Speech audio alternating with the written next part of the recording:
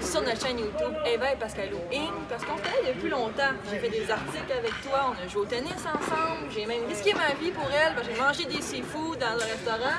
Et là, ben, j'étais pour moi toute seule et puis j'ai plein de questions pour toi, à savoir comment ça se passe ta retraite. Parce que tu l'as annoncé en décembre dernier. Oui. Et puis on connaît ton parcours, tu as remporté plein de titres, tu as voyagé, tu as tracé un peu la voie pour les Abanda et Bouchard de ce monde. Et puis je veux savoir, toi, comment ça se passe, cette transition dans ta vie? Ça se passe bien la transition.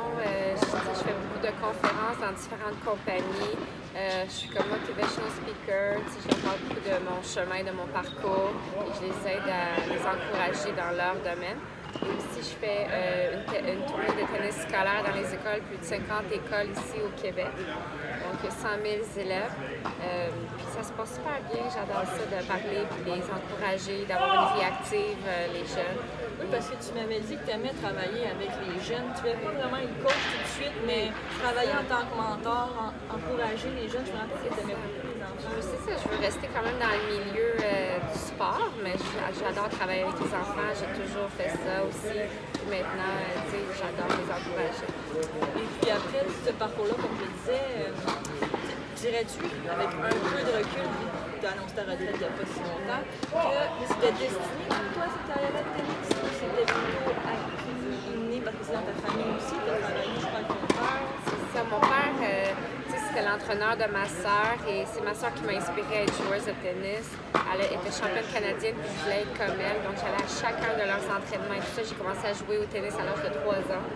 T'as comme une carrière de 20 ans et oui, c'était une longue carrière, puis j'étais super passionnée par mon sport, donc c'est sûr que c'était difficile de dire au revoir à mon sport quand la journée est arrivée et tout, mais je reste quand même active dans le milieu du sport et tout, mais je suis vraiment fière de ma longue carrière. Oui, parce que tu as gagné plein de titres, tu m'en as nommé tellement, je veux dire... Le titre à Stanford que j'ai gagné, j'avais gagné contre Marion Bartoli, Serena Williams, j'ai eu des belles victoires contre les meilleurs au monde là, à travers ces belles années-là. Je suis allée aux Jeux olympiques de Londres en 2012, j'étais la première québécoise en simple. J'ai atteint les quarts de finale à la Coupe Rogers, ici, le grand tournoi qu'on a à Montréal en 2012. J'ai vécu des beaux accomplissements, que ça va être des beaux souvenirs que je vais avoir pour le reste de mes jours. Et c'était vraiment des bons moments. C'est sûr que ça me manque. Puis dirais-tu que ces réussites-là, est-ce que c'est un deuil à faire chaque jour ou pour oublier, pas oublier, mais comme dire, ok, c'est un autre chapitre de ma vie? Est-ce que c'est ton deuil? Tu dis, ok, il est fait, ou tranquillement, c'est chaque jour, je me rappelle, je suis peut-être nostalgique, mais je pense que j'ai toujours été positive. Là, je me rappelle. Oui, je suis toujours une fille joyeuse et très positive, puis ça m'a vraiment beaucoup aidé dans ma carrière. Puis maintenant, c'est un nouveau chapitre pour moi. C'est la réalité, la nouvelle vie et tout. Donc la transition se passe bien. Puis je suis contente d'avoir des nouveaux défis maintenant. Puis mettons entre toi puis moi, là, juste toi puis moi, Alexandra, qu'est-ce que tu penses des prochaines joueuses sur le circuit en ce moment? Tu sais, la Next Generation qu'appelle? Oui, la prochaine génération. Il y a une grande différence. Le tennis s'est beaucoup développé dans les 10 dernières années. C'est plus physique, il y a plus de filles qui se blessent plus tôt dans leur carrière, puis on dirait que leur carrière ne dure pas aussi longtemps. C'est sûr que ça a vraiment changé beaucoup. Le tennis, c'est très exigeant, puis pour réussir maintenant, il faut vraiment que tu aies la priorité, ça soit ton tennis, que tu fasses tes efforts alentour de ce sport-là pour pouvoir aller loin dans la carrière. Rien n'est donné. Moi, je me rappelle quand mon monde était alentour de mon sport. Pour être 21e au monde, là, il fallait que tout soit organisé à côté de mon métier qui était mon sport. Se concentrer sur ça, vraiment sur ça pour réussir. Puis maintenant, c'est encore plus dur. Tu dois faire des choix dans la vie. Savais-tu, dans ce temps-là, t'avais-tu t'inspirer pour être la meilleure, pour accéder à ce 21e Quand j'ai commencé au tennis, c'était ma soeur qui m'a inspirée et tout. Et après, quand j'avais un rêve de petite fille, c'était de suivre les traces de Monica Seles. C'était elle, ma joueuse. Elle était super gentille hors de terrain, très professionnelle sur le terrain. Je la voyais grande. Puis je rêvais d'être sur un terrain comme elle, là, pour être professionnelle. As-tu joué contre? J'ai eu la chance de jouer un événement avec elle. Elle était ma partenaire de double à la Coupe Rogers de Toronto. C'était vraiment le fun. Elle a signé mon livre qu'elle a eu. Elle a fait un livre, elle a écrit un livre. Donc que c'était une belle expérience, c'était le fun d'avoir rencontré mon idole, Monica Seles. Maintenant, tu es comme prête à passer à la seconde étape. Ouais. Et c'est presque de devenir un travailleur autonome finalement parce que tu travailles pour toi. Il y a un projet en tête et en branle. Ça veut dire aussi un peu entrepreneur. Ouais. Et puis d'après toi, être entrepreneur, c'est-tu acquis ou inné?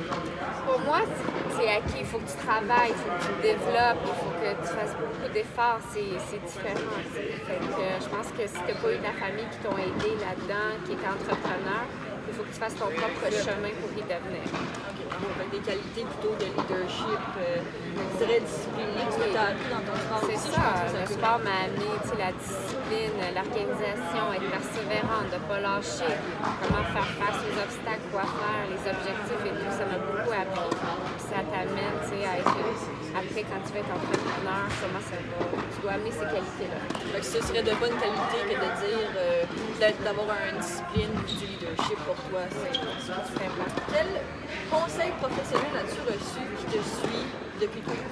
Mes articles, tu m'avais dit, never give up. Ben, c'est ça, il ne faut jamais lâcher. Même s'il y a des personnes qui ne croient pas en toi, c'est pas en eux qui ont le talent. C'est toi qui as eu le talent, puis c'est toi, tu vois ton rêve, puis tu vas tout faire pour y accomplir. C'est ton objectif, tu vas te protéger, puis tu vas tout faire pour y arriver, pour l'accomplir. Il ne faut pas lâcher quand il y a des moments plus difficiles où tu fais face à de l'adversité, des obstacles. C'est là qu'il faut que tu fasses. Tu dois foncer encore plus. Toi, tu fais quoi, disons, si pour te remettre dans l'action après des moments de découragement, des blessures, tout simplement des malheurs, on va dire, comment tu te remets dans l'action? Tu dois prendre un peu de recul, te distraire, faire des choses pour qu'est-ce que tu aimes faire d'autre à part ton domaine de travail, peu importe. Des fois, moi, j'aimais aller au cinéma avec mes amis, juste pour me distraire, me reposer mentalement. Et au Miss Wong. Miss Wong. Avec Eva Montambeau, puis notre réalisatrice aujourd'hui derrière. Pour notre compagnie à nous, Prestige, que tu connais bien, qui ont des services qu'on t'a offerts d'ailleurs. Alors, aurais-tu un conseil pour notre compagnie Prestige Management à nous conseiller? Tu connais la compagnie, c'est en conseil de l'électricité, on travaille avec toutes sortes de monde. Je me demandais, aurais-tu un conseil pour nous? Je pense que c'est important de garder sa passion, de continuer d'être passionné de son travail, même si il y a quand ça va super bien, c'est super le fun, mais quand il y a des creux, dans peu importe quelle compagnie, c'est important de garder cette passion-là, de s'en rappeler de ses objectifs et où est-ce qu'on s'en va. Fait que garder cette vision-là, je pense que c'est très important. Donc, ça va être des questions rapides, genre clic, clic, clic, clic, clic. Alors, dis-moi, Alexandre. C'est quoi la prochaine chose sur ta bucket list? La prochaine chose sur ma bucket list, je rêve d'un voyage aller aux Maldives. Oh my, juste ça? Juste ça! C'est un bucket list parce qu'ici il fait moins 40 quasiment. Ok, parfait. Et dis-moi, quel sportif t'impressionne depuis toujours? Je pense Roger Federer parce qu'il est très classe, très professionnel, il a un sens d'humour, il est vraiment une bonne personne, puis il m'impressionne depuis toujours. Exact. Mais tu vu jouer contre Serena Williams?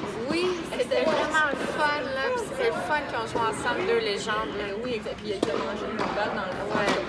J'enchaîne! Tu quittes jamais la maison sans quoi? Téléphone, c'est comme ça que je reste en communication avec tout le monde. Mais toi, si je te dis ferme ton téléphone pendant 2 heures, tu paniques-tu? Non, je vais le faire. Tu vas le faire, oui. Non, je suis pas addict, je fais juste garder pour quand c'est important de communiquer, rendre. Parfait. Sur 10, mettons. Sur 10. Quelle note te donnes-tu en termes de charme? Oh, je sais pas, c'est quelqu'un d'autre qu'il faut qu'il me le donne. Je suis pas capable. Mais oui, je peux Mais pas. moi, je te donne un 15. Ah, wow. Hey, C'est pas entre le 1 à 10. Non. On donne plus. Dans une de mes entrevues avec toi, tu m'avais dit que tu sacrais parfois. Tu sais, quand ça allait mal. C'était-tu Colin? Ça rappelle-tu? Je me rappelle, je sac jamais, moi. Fait que je peux pas sortir ces mots de ma bouche. Mais toi, c'était quoi ton sac? C'est pas crime, non. Pas crime puff, non. C'était pas ça.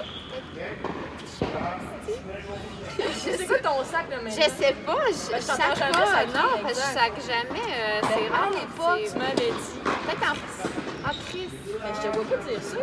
T'as changé, Alexandre. Ouais.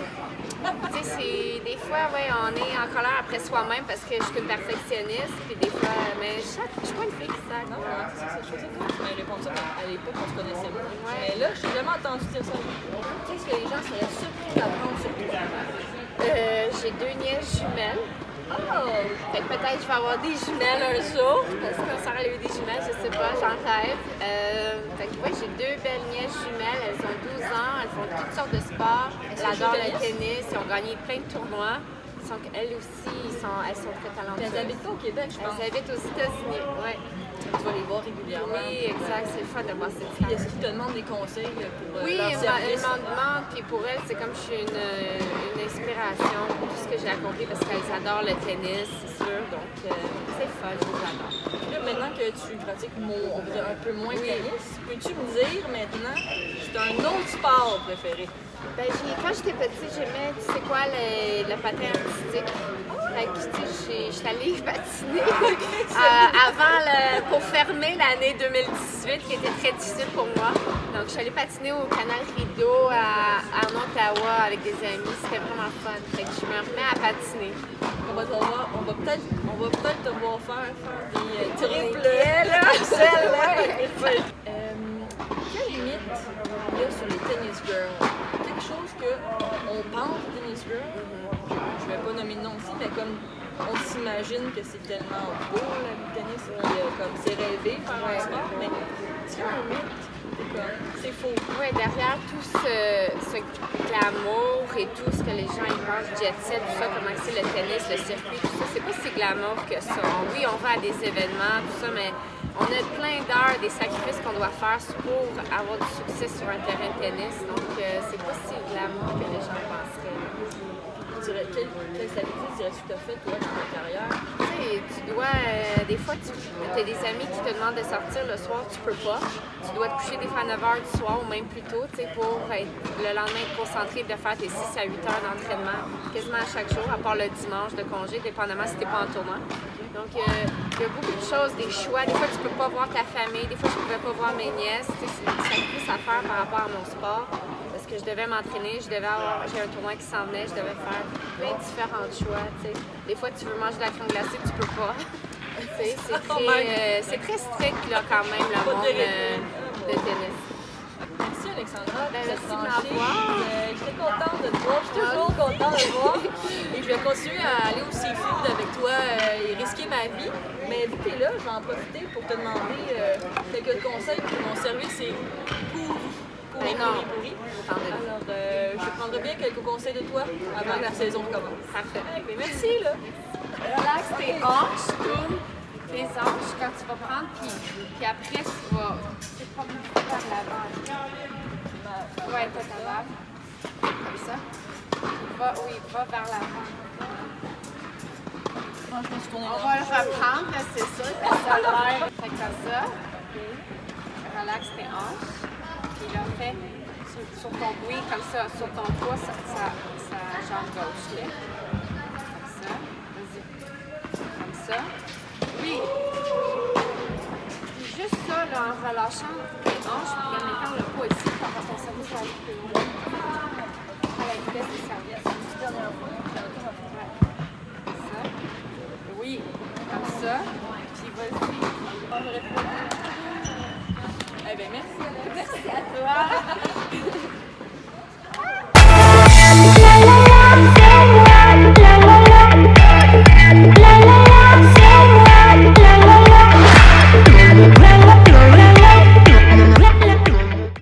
J'ai oublié. Alexandra m'avait écrit Best Wishes à ma fête de 28 ans. Je l'ai encore, puis je pense que ça me porte chance un petit peu. Fait que je suis bien meilleure depuis que tu as signé ma raquette, honnêtement. Là, magie. La magie de Wozniak.